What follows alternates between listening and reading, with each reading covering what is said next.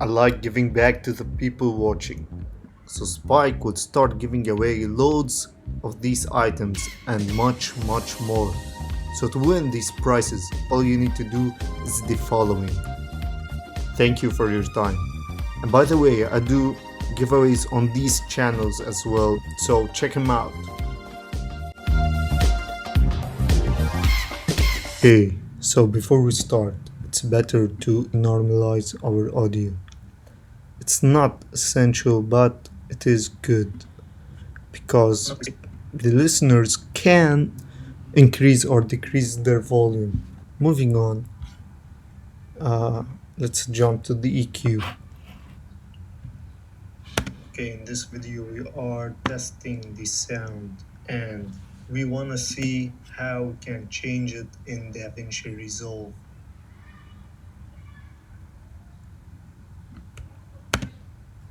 Wait a second, let me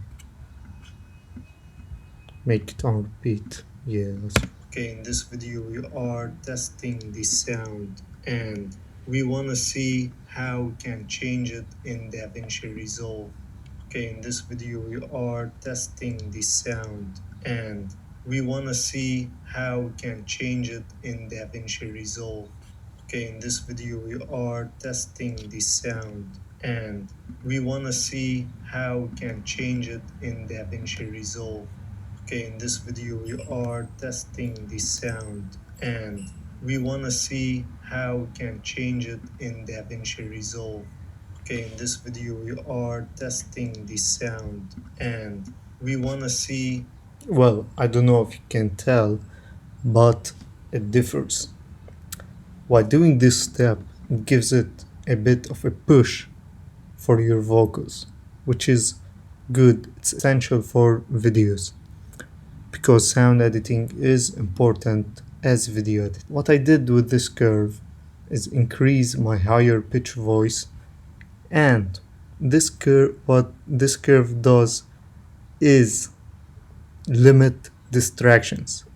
So what this does is limit all the unnecessary distractions or low frequency voices, which are low voices. You can't hear much, but it is heard in your videos. If you need any question, you can comment down below. I'll be answering all your questions. If you need other tips and help concerning sound editing, any other stuff in DaVinci Resolve. I also do tutorials about Canva, Photoshop, and much more. It would be honestly appreciated. So, see you next time.